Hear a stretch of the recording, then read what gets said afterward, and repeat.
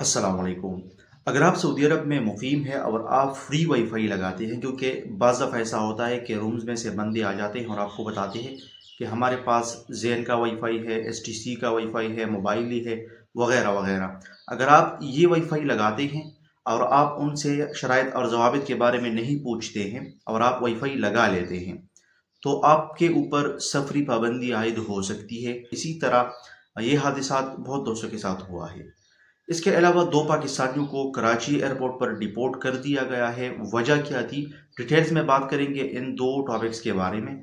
तो इसलिए आपसे एक ही रिक्वेस्ट है कि वीडियो को पूरा देखिए। इसके अलावा अगर आपको ये वीडियो अच्छी लगे तो वीडियो को लाइक करना और चैनल को सब्सक्राइब करना ना भूलिए, क्योंकि इसी चैनल पर मैं आपको Saudi related informative videos upload करता रहता हूँ।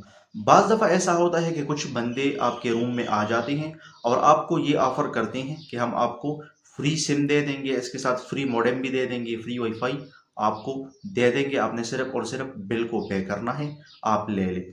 तो आप उनसे शराइत और ज़वाबित के बारे में नहीं पूछते हैं कि इनका शराइत और ज़वाबित क्या है, आप बस आंखें बंद करके वाईफाई लगा देते हैं।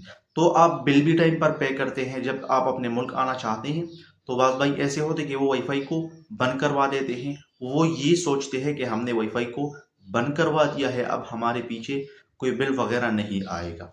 लेकिन इस तरह नहीं होता है, क्योंकि जब आप वाईफाई लगाते हो पहले तो आप पूछा करें कि ये 1 साल की है या 2 साल की है। ज़्यादातर ड्यूरेशन जो है वो 2 साल की होती है कि अगर आप इन 2 सालों में इस वाईफाई को बंद करना चाहते हैं या पहले आप इस वाईफाई को बंद करना चाहते हैं, यानी 1 साल आपने वाईफाई यूज़ किया है और 1 साल पहले आप इनको बंद करवाना चाहते हैं, तो जो 1 साल बाकी रहता है उस 1 साल का भी आपने उस वाईफाई के ऊपर टैक्स अदा करना होता है, चाहे आपने वाईफाई को बंद किया हो। क्योंकि रिसेंटली एक दोस्त के साथ ऐसा ही हुआ है कि उसने वाईफाई लगाई थी अपने नाम पर और 1 साल पहले उसने ऑफ करवाई थी, लेकिन जब वो उस साल के अंदर अंदर अपने मुल्क आ रहा था तो उसको एयरपोर्ट पर रोक लिया गया। उनको बताया गया कि आपके ऊपर सफरी पाबंदी है, आपके ऊपर इतना इतना पैसा बनता है, आपने वाईफाई लगाया था। तो उसने बताया कि मैंने तो वाईफाई को ऑफ किया हुआ था, 1 साल पहले मैंने बंद करवा दिया था। तो उसने बता दिया कि नहीं, इस तरह नहीं है, इसके जो सर्विस चार्जेस है उसका आपके ऊपर बहुत ज़्यादा सर्विस चार्जेस जमा हो गए हैं, आपके ऊपर जुर्माने हैं, नाजिस में आप खुद देख लें, आपके ऊपर सफरी पाबंदी है, इस आप नहीं जा सकते हो।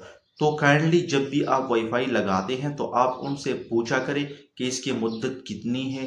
मैक्सिमम 1 ईयर वाला सिलेक्शन आप किया करें, ताकि बाद में आपको मसाइल का सामना ना करना पड़े, आपके ऊपर सफरी पाबंदी आयद ना हो। इसका आसान तरीका ये है, अगर आप अपने नाम के ऊपर वाईफाई लगाते हैं तो आप नाजिज़ ऐप इंस्टॉल किया करें।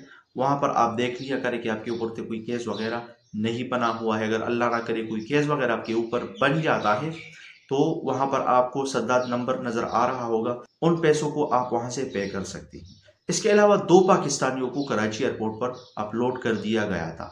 उनकी टिकट भी वैलिड थी, इसके अलावा वीज़ा भी वैलिड था, पासपोर्ट सब कुछ ठीक था, लेकिन फिर भी उनको अपलोड कर दिया गया। वजह क्या थी, जब वो एयरपोर्ट पर जा रहे थे तो एफआईए हुकाम ने उनसे पूछा कि आप किस काम के सिलसिले में जा रहे हो।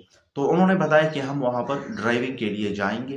तो आपको पता होगा, जब भी आप यहाँ पर अब वीज़ा प्रोसेस करोगे तो यहाँ पर आपसे जो है ड्राइविंग लाइसेंस मांग लिया जाता है कि आपने ड्राइविंग लाइसेंस बनवाना है। तो जब उन्होंने अपना ड्राइविंग लाइसेंस दिखाया तो वो फेक था, यानी उन्होंने किसी के साथ बात करके वो ड्राइविंग लाइसेंस बनवाई थी। तो जब एफआईए हजरात ने उस ड्राइविंग लाइसेंस को वेरीफाई किया तो वो फेक था। तो उसी बिना पर उनको अपलोड कर दिया गया और उनको गिरफ्तार कर लिया गया।